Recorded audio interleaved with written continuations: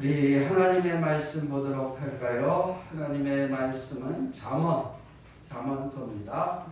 시편 다음에 잠언 23편 22절 말씀입니다. 잠언 23편 22절 제 성경으로는 937페이지입니다.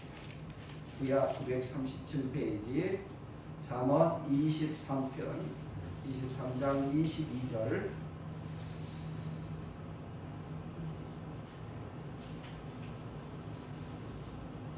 성경 딱 펼쳐서 무게중심이 딱 맞는 데 펴십니다. 23편 22절 우리 같이 읽습니다. 너를 낳은 아비에게 청정하고 내 늙은 어미를 경히 여기지 말지니라. 아멘. 우리 서로 인사합시다. 주님의 이름으로 사랑하고 축복합니다. 주님의 이름으로 사랑하고 축복합니다.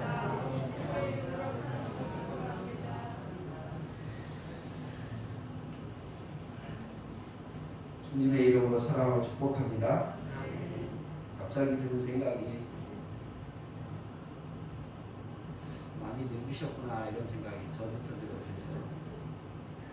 처음 교회 개척할 때 처음 여기 이사 올 때 훨씬 더 젊은 사람들이었는데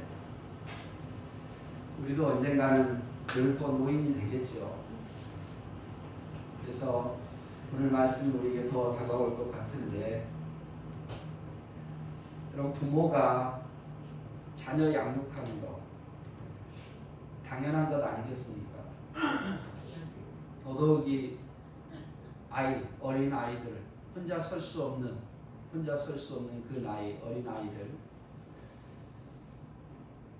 부모가 당연히 자녀들을 양육하고 또 돌보는 것은 당연합니다. 내가 왜 그래야 돼 이렇게 말할 수가 없죠. 물론 자녀들이 혼자 설 수 있는 나이가 된다면 이제 혼자 설 수 있도록 도와주는 거지만 혼자 설 수 없는 나이라면 요즘 같으면 적어도 고등학교나 대학은 졸업해야 되잖아. 그때까지는 부모가 양육할 의무와 책임이 있는 거고 그렇지 않다면 아마 부모로서의 어떤 세상에서 지탄을 받게 될 거예요. 단순히 뭐 의식주만 해결해 주는 문제는 아니겠죠. 올바르게 그리스도인이라면 신앙 교육도 시켜야 되고 기도로도 양육해야 됩니다. 근데 이와 마찬가지로 자녀 역시 부모를 양육해야 할 때가 옵니다. 부모가 혼자서 삶을 유지할 수 없을 때 그때는 부모가 자녀를 양육하듯이 자녀 역시 부모를 당연하게 양육해야 되는 겁니다. 인생은 누구나 다 어린 시절이 있고 돌봄을 받아야 할 시절이 있고 또 성인이 되면 이제 누구 도움 없이도 살 수 있지만 또 더 지나고 나면 이제 누군가의 돌봄을 또다시 받아야 되는 노인의 시절이 있습니다. 그래서 우리 자녀들은 특별히 부모님들 홀로 설 수 없을 때 당연하게 내 자식을 내가 어렸을 때 돌보는 것처럼 내 부모 역시 내가 돌봐야 되겠다. 이런 마음을 갖는 복된 사람들이 다 되기를 주님의 이름으로 축원합니다. 특별히 그리고 지혜로운 부모도 또 돼야 돼요. 홀로 설 수 없을 때 무조건 다 자녀에게 의지하지 말고 지금부터라도 홀로 설 수 없는 그날이 분명히 올 건데 홀로 설 수 없을 때 그때 자녀의 짐이 되지 않으려고 많은 준비를 해야겠죠.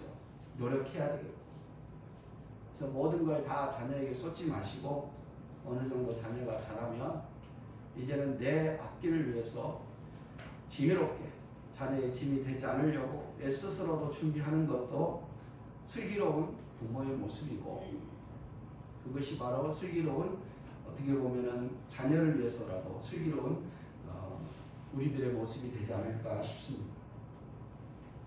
성경에는 몇 가지 말씀을 들으면 성경은 뭐라고 이야기하고 있는가? 제일 중요한 것은 성경이 뭐라고 말하고 있는가요? 부모의 말은 틀릴 수도 있어요. 또 어떤 사람의 말은 틀릴 수도 있어요. 성경은 틀리지 않거든요.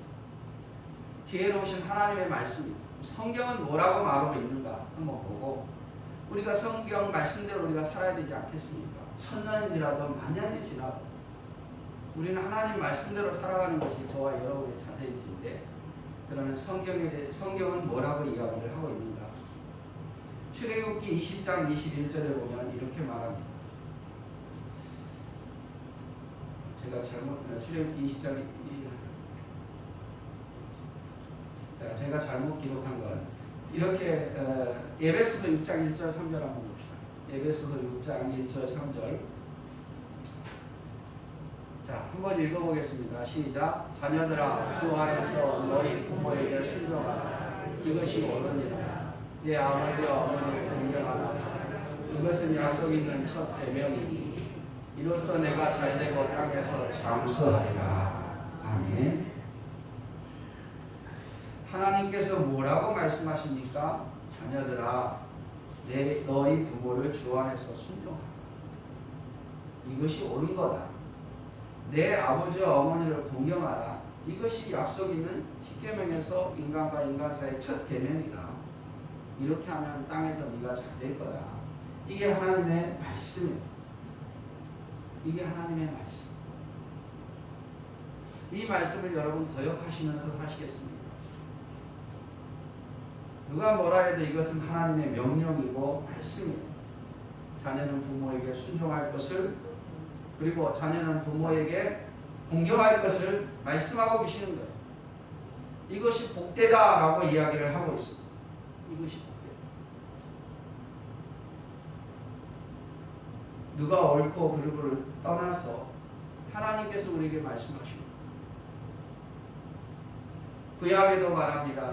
구약에도 출애굽기 21장 17절 말씀 자기 아버지나 어머니를 저주하는 자는 반드시 죽일지. 죽인다 그래서 좀 그렇지만 하나님 분명히 말씀 자기 아버지나 어머니를 저주하는 자는 반드시 죽일지. 잠언 20장 20절 자기의 아비나 어미를 저주하는 자는 그의 등불이 흑암 중에 꺼짐을 당하리라.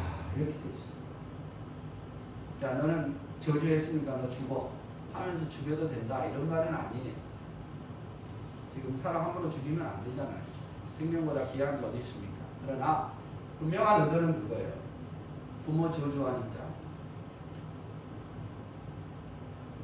말로써 부모를 저주하는 자 주님 절대 기뻐하지 않습니다. 절대 기뻐하지 않습니다. 그래서 자녀는 부모에 대해서 말로써 상처 주는 말, 저주하는 말 해서는 안 돼. 하나님이 기뻐하시지 않으세요. 절대로. 또 잠언 30장 17절 말씀에 아비를 조롱하며 어미를 순종하기를 싫어하는 자의 눈은 아비를 조롱하고 어미에게 순종하기를 싫어하는 자의 눈은 골짜기에 까마귀에 쪼이고 독수리 새끼에게 먹이리라. 아버지를 조롱하고 어머니를 순종하기를 싫어하는 자식은 까마귀와 독수리가 가장 좋아하는 게 눈이잖아요. 그러니까 그런 자녀들은 하나님께서 좋아하시지 않는다고 좋아하시죠. 그래서 여러분 부모를 조롱해서는 안 돼요. 부모에게 순종하기를 원해야 돼요. 그렇지 않으면 하나님이 기뻐하시지 않으셔요. 뭐 벌을 내리고 안 내리고 그건 둘째치고 하나님이 기뻐하시지 않으셔요. 잠언 23장 22절 23절 성경은 뭐라고 말합니까?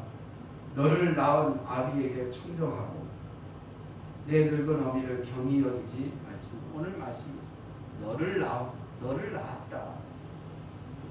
생명 걸고 너를 낳았다. 저는 남자여서 아기를 낳는 고통이 얼마나 큰지 잘 몰라요. 근데 여러분 여기 어머니들은 다 알죠. 너를 낳았다. 생명 걸고 낳았다. 그 고통 속에서 모든 고통을 다 참아내고 너를 낳았다. 너를 낳은 아비나 어미에게, 아버지가 낳지는 않았지만 아무튼 표현은 그래요. 너를 낳은 아비와 어미에게 청정하라. 내 늙은 어미를 경히 여기지 말라. 소홀히 여기지 말고 무시하지 말라. 그렇게 하면 하나님이 절대로 기뻐하지 않겠다고 말이죠.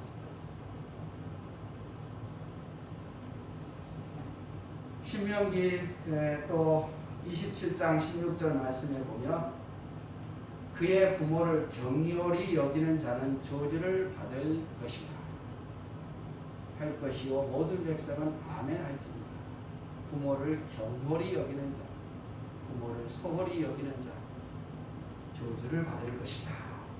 이렇게 하면 모든 백성은 아멘, 예, 그렇게 하시옵소서, 이렇게 하라.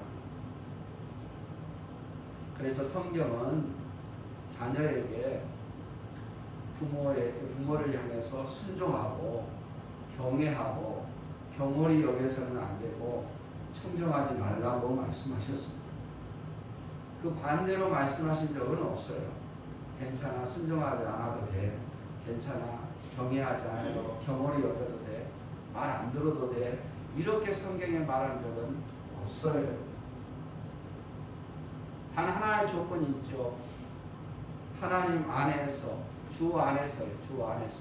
그러니까 주님과 대치되는 상황 속에서는 부모의 뜻을 따르지 않을 수도 있지요. 그러나 그런 경우라 할지라도 부모를 잘 설득해야겠죠. 하나님을 따라가면서도 부모를 위해서 기도해야겠죠. 그래서 자녀는 부모에게 순종해야 되는 거예요. 근데 우리는 어떻습니까? 여러 가지 이유가 있죠. 좋은 환경에서 누가 순종하지 않는 자녀가 어디 있겠습니까?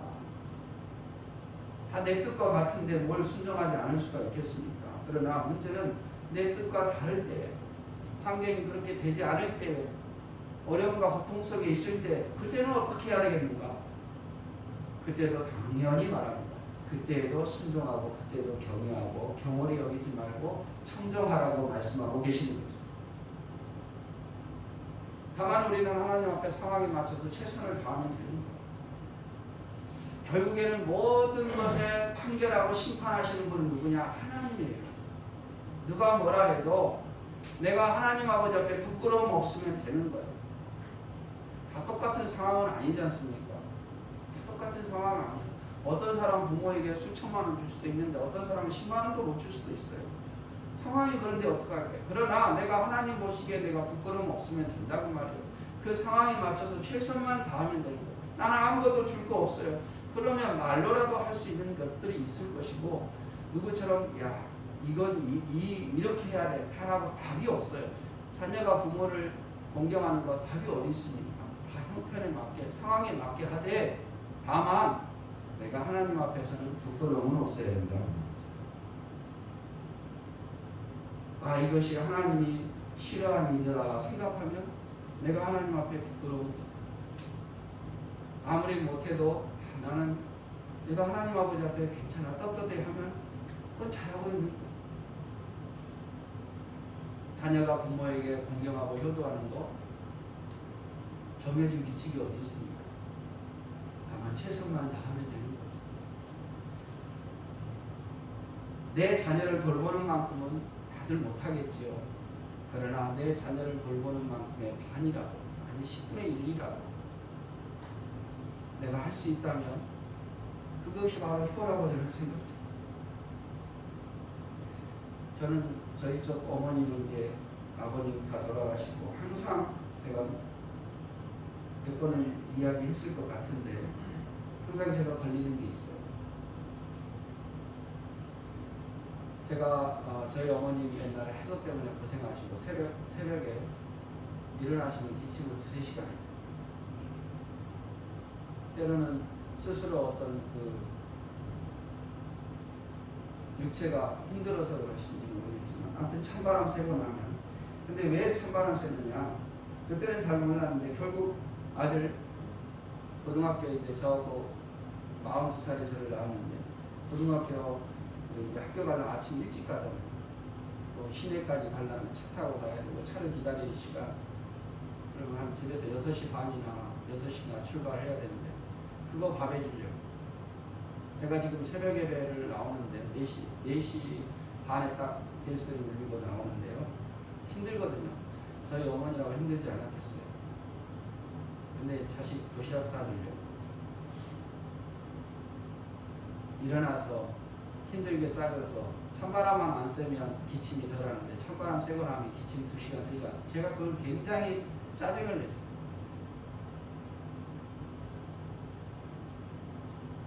근데 후회를 많이 해요. 제가 그 마음을 알았다면 안 그랬을 텐데 왜 그때 그 마음을 몰랐을까? 본인은 일어나기 싫었을 텐데 그래도 다시 자식 도시락 싸준다고 그리 일찍 일어나다가 기침한 건데 난 그것도 모르고 맨날 짜증내고 화내고 정말 철없었죠. 그게 가끔씩 이 어버이주의 맞이할 때마다 후회가 돼요.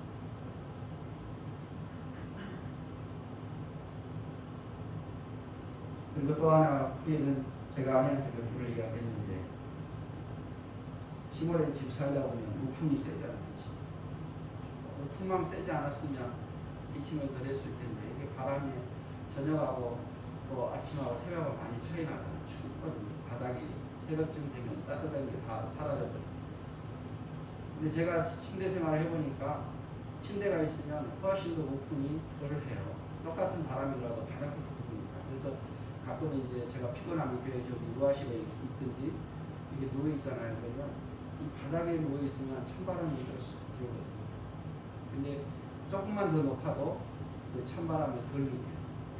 우리 어머니에게 제가 살아계실 때 내가 침대만 해줄 수 있었다면 훨씬 나았을 텐데. 그런 것들이 후회가 돼요. 저희 장인어른 장모님 결혼하니까 침대 가구 좀 하셨거든요. 그래서 내가 조금 더 일찍 결혼했으면 내가 그렇게 침대가 비싸지 않은 걸 알았다면 해줬을 텐데 이미 돌아가신 뒤에 결혼하기 전에 2달 전에 돌아가셨는데 2달인가 3달 전에 그래서 항상 그게 마음에 걸려요. 여러분 마음에 걸린 거 없습니까? 그래서 우리 자녀들도 분명히 그럴 거예요. 젊은 자녀들도 있지만 돌아가시고 나면 마음에 걸린 게 있잖아요. 그러기 전에 살아있을 때 최선을 다해서 경애하고 효하는 그런 자녀가 있잖아요. 그래서 지금도 저도 잘 못해요. 살아계신 부모님에게도 잘 못하고 하지만 그러나 성경은 분명히 말하니까 자꾸 제 자신에게도 이야기하고 우리 스스로에게 이야기하면서 후회 없이 나중에 후회할 것 같으면 후회 없이 하자. 여러분 우리 부모를 잘 모시고 부모를 경외하는 우리 모두가 되기를 주님의 이름으로 축원합니다. 다 떠나서 다 떠나서 하나님이 그렇게 말씀하시니까 그 말씀대로 우리 살자는. 그리고 여기 또 자녀들에게 하나님 바라시는 거 있어요. 저는 이 말씀 준비하면서 그 생각을 했거든요. 하나님이 과연 나한테는 뭘 바랄까? 내가 진정한 그리스도인 부모라면 내가 내 자식들에게 뭘 바라고 내가 내 자녀들에게 뭘 바라는가? 저도 아들 둘이 있지만 내 자녀에게 내가 제일 바라는 게 뭘까? 하나님은 내게 제일 바라는 게 뭘까? 생각해 봤어요. 2가지가 생각나는 거예요. 첫 번째는 뭐냐? 믿음이 성장했으면 좋겠다는 거예요. 우리 보통 자녀들이 어릴 때 바라는 게 뭡니까? 건강하게 자라다오.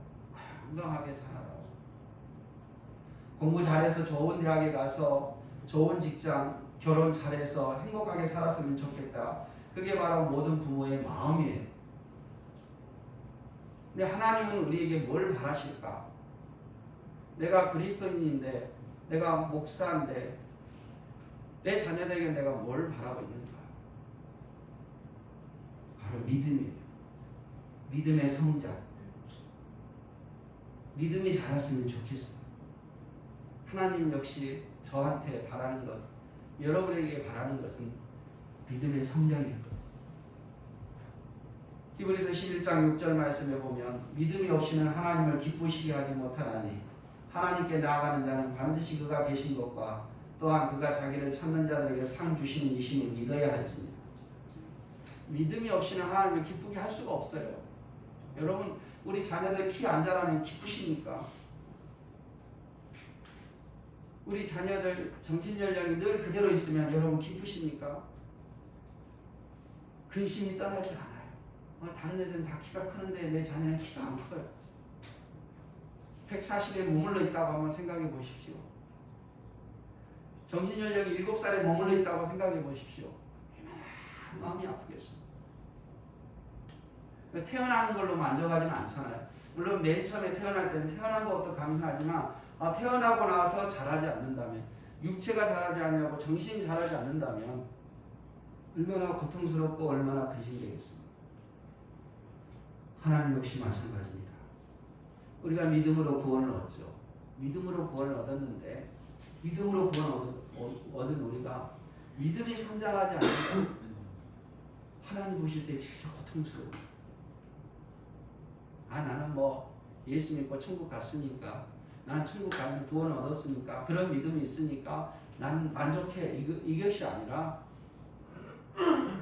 정말 하나님이 바라시는 것은, 저와 여러분에게 바라는 것은 우리의 믿음이 성장해야 돼요. 작년보다는 올해 더 성장, 올해보다 내년이 더 성장해야 돼요. 우리 믿음 자라기를 주님의 이름으로 축원합니다. 아멘. 믿음이 자라기를 하나님은 원하셔요. 내가 내 자녀 자라기를 원하듯이. 그러면 저절로 여러분 믿음이 자라겠습니까? 성경은요, 구원 얻는 믿음도 있지만 자라는 믿음도 있거든요. 주님을 닮아가는 것, 믿음이 성숙해가는 것, 작년보다 올해 더 헌신적이고, 올해 더 사랑이 많고, 올해 말씀대로 더 살아가고, 올해 더 충성하게 살아가고, 믿음이 후퇴하는 것이 아니라, 예전에는 열심히 했는데 지금 안 하는 게 아니라 예전보다 지금은 더 열심히 할 수 있는 사람이 되는 거예요. 그게 하나님을 기쁘시게 하는 것이고. 근데 그게 저절로 되어지냐? 키가 저절로 자랍니까? 먹어야 자라죠. 몸이 저절로 튼튼해집니까? 운동해야 튼튼해지잖아요. 저절로 공부 잘할 성적이 올라갑니까? 열심히 노력해야 올라가는 거예요. 자라는 믿음도 마찬가지입니다. 가만히 있으면 믿음이 자라나? 절대 그러지 않습니다. 여러분의 자녀가 믿음이 자라기를 원합니까? 저절로 자라지 않아요. 내 믿음이 자라기를 원합니까? 나는 왜 믿음이 안 자라지? 그냥 저절로 자라. 절대 저절로 안 자라. 뭔가 노력을 해야 돼. 믿음이 자라기 위해서 노력해야 돼. 공부 잘하기 위해서 노력하는 것처럼, 건강하기 위해서 노력하는 것처럼, 잘 살기 위해서 노력하는 것처럼 믿음이 자라기 위해서도 노력해야 돼요. 가만히 있어도 되는 게 아니에요. 하나님이 우리의 믿음이 자라기를 그렇게 바라고 계시거든요. 근데 믿음이 자라려면 어떻게 해야 될까요? 무슨 노력을 해야 될까요? 잘 아시잖아요. 그렇죠? 성경 읽고, 하나님께 기도하고, 기회가 되면 말씀도 배우고, 예배도 가까이 하고, 그래야 믿음이 자라는 줄 믿습니다. 믿음이 자라려면 노력해야 해요. 성경을 안 읽고 여러분 믿음 자랍니까? 그럼 공부도 안 하고 성경이 올라가는 거하고 똑같은 거예요. 하나님 말씀 예배 중심으로 살지 않으면서 믿음이 자랍니까? 운동 안 하고 건강하기를 원하는 거와 똑같은 거예요. 하나님이 바라는 것은 100세, 200세 사는 것보다 더 중요한 것은 우리의 믿음이 자라기를 원하셔요. 우리 길동이는 작년이나 올해나 믿음이 더 똑같아. 오히려 더 믿음이 더 떨어졌어. 하나님 너무 안타까우시네. 하나님은 우리의 믿음이 자라는 것을 보고 흡족해 하셔요. 기뻐하셔요. 우리 자녀 성적이 저번 달에 50점 맞았는데 이번에 8점 맞으면 얼마나 기쁩니까? 병원에서 아팠는데 건강해서 태어나면 얼마나 기쁘냐 그 말이에요. 우리 하나님도 우리의 믿음이 자라기를 원하셔요. 이거 그냥 대충 넘어갈 일이 아니라 하나님 그거 너무 기뻐하신다니까요. 하나님이 제일 기뻐하는 것은 우리의 믿음이 자라는 거예요. 믿음의 모습을 보이는 것이 하나님을 기쁘게 하는 거예요. 그래서 믿음이 없이는 하나님을 기쁘게 하지 못한다고 말해요. 믿음으로 하나님께 나아가고 믿음으로 하나님 찾는 자들에게 상 주시고 믿음으로 하나님께서 복 주신다는 것을 분명히 믿고 나가는 것, 그렇게 믿음이 성장하는 것을 하나님이 기뻐하신다고 말해요. 그래서 믿음이 자라려면 말씀 가까이 하셔야 돼요. 성경을 읽으셔야 돼요. 아무리 환경이 바뀌고 뭐가 바뀌어도 그 믿음 지킬 수 있을 만큼 믿음이 자라려면 여러분 스스로 하나님 성경을 읽을 수 있는 힘과 능력을 갖고 있어야 돼요. 이건 은사도 아니에요. 그냥 노력이에요. 습관이에요. 성경을 매일매일 가까이, 하나님의 말씀을 매일 듣고, 기회가 된다면 또 성경도 배우고, 그것이 바로 믿음이 자랄 수 있는 방법이에요. 왜 자꾸 하나님 말씀 들으면 믿음이 자라게 돼 있어요. 여러분 이 시간에 왔잖아요. 왔는데 하나님 말씀 들으면 믿음이 자라요. 근데 안 듣고 있으면 믿음이 안 자라요. 성경을 내가 정말 묵상하고 그 말씀 늘 보고 있으면 믿음이 자라요. 근데 성경을 외면하고 있으면 믿음이 안 자라요. 이거 탓할 필요 없어요. 내가 왜 믿음이 안 자랄까? 성경을 가까이 해보세요. 한 번 보고 한 달 보고 이러지 말고 매일매일 이해가 되든 아니 되든 하나님 말씀 가까이 해보세요. 그것도 안 되면 늘 말하잖아요. 여러분 제가 주는 영상이라도 늘 꾸준히 한번 봐보세요. 한 번 보지 말고 볼 수 있으면 두 번, 세 번 봐보세요. 그 말씀이 나를 잘하게 만들어요. 예배를 드리면서 늘 설교 드리면서 또 믿음이 자라고, 그 말씀이 들리면 믿음이 자라요. 말씀이 안 들리면 믿음이 안 자라요. 그래서 여러분 믿음이 자라려면 노력해야 돼요. 따라합시다. 믿음이 자라려면 노력해야 된다. 저절로 되는 거 아니에요. 하나님의 은혜로 된 것이지만, 그러나 하나님은 노력하는 자에게 은혜를 내리시지 아무것도 하지 않는 자에게 은혜 내리지 않아요. 그렇게 내려줘도 은혜인 줄 모를 것입니다. 노력해야 돼요. 하나님은 우리에게 원하시는 것은 우리의 믿음이 자라는 것을 원하셔요. 두 번째로 하나님이 기뻐하는 건 뭐냐, 원하시는 거, 하나님을 의지하는 삶. 하나님을 의지하는 삶. 그리스도인이라면 부모로서 저는 우리 자녀들에게 두 번째, 하나님을 의지하며 살기를 원해요. 하나님을 의지하면 하나님이 그 길을 인도하셔요. 우리도 그렇지 않습니까?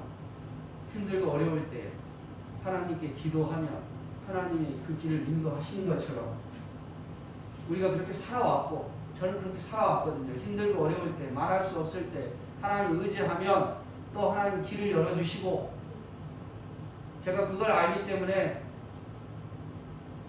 우리 청년들도 우리 모든 성도들도 힘들고 어려우면 하나님을 의지했으면 좋겠어요. 힘들고 어려우니까 괜히 딴 데 스트레스 풀지 말고 하나님 의지했으면 좋겠어요.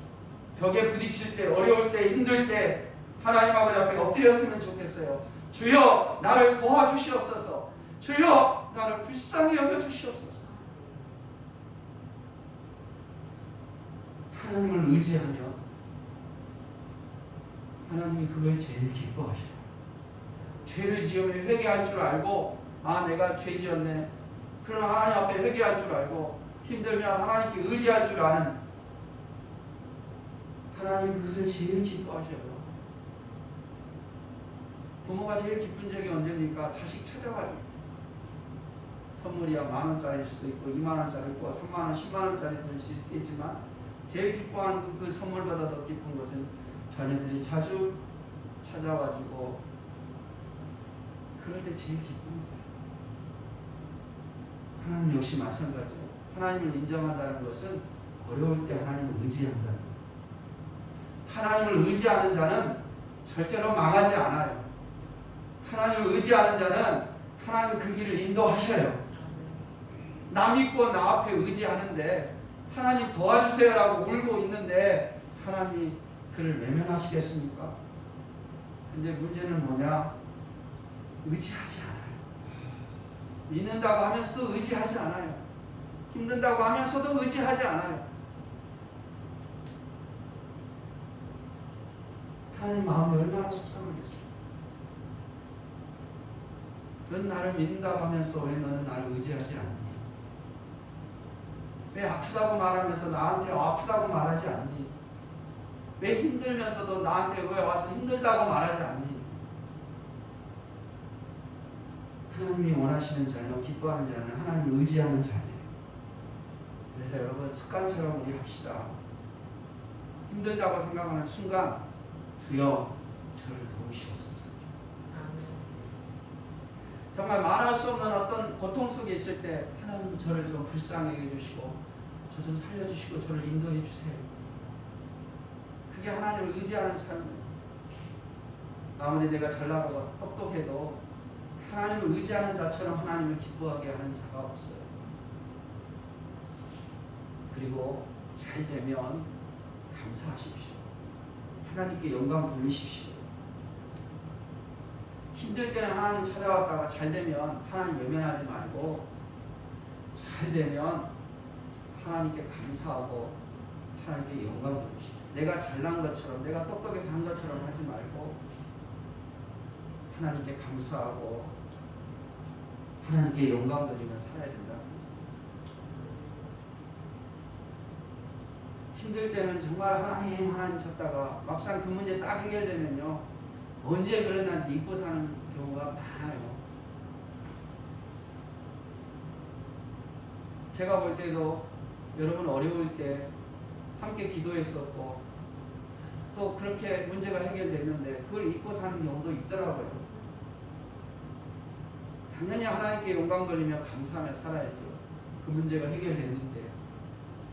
근데 우리는 그 문제가 해결돼도 또 다른 문제 때문에 또 고민하며 살고 또 감사할 줄 모르고 내가 세상에서 제일 불행한 것처럼 여기고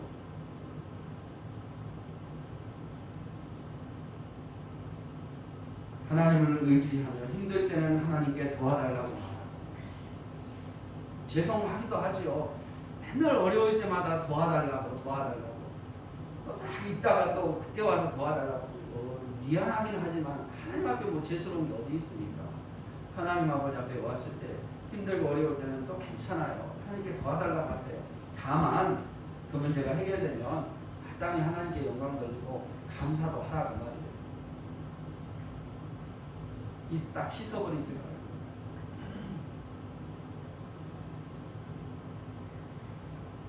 열왕기상 15장 14절에 보면요 아사의 마음이 일평생 여호와 앞에 온전하였습니다. 훌륭한 왕이죠. 아사 왕이.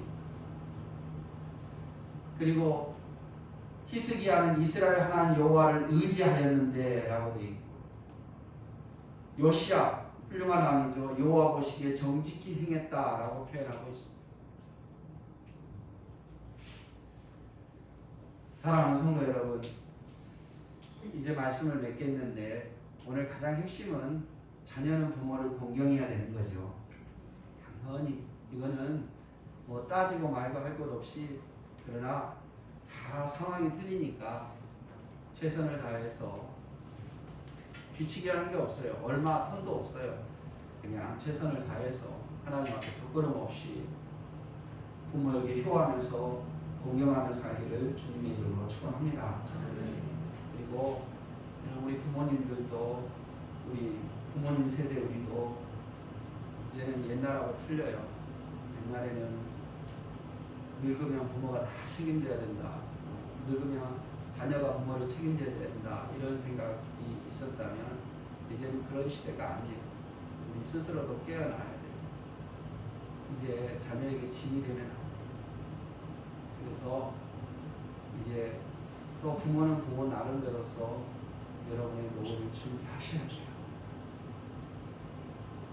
지금 평균 연령이 80이잖아요.